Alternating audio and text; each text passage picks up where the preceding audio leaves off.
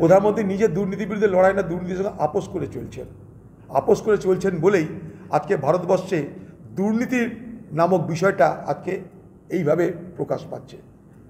একটার পর একটা ঘটনায় দুর্নীতি। মোদিজি নিজের দুর্নীতির সঙ্গে যুক্ত।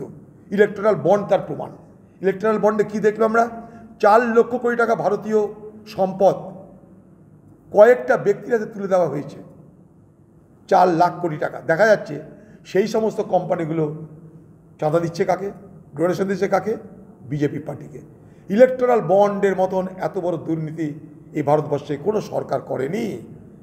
ইলেকট্রাল বন্ডের নামে যেভাবে টাকা আদায়, মানে টাকা তোলা হয়েছে, তোলা বাসদের মতন টাকা তোলা হয়েছে, তা পৃথিবীর ইতিহাসে বিরল ঘটনা বলে আমি মনে করি।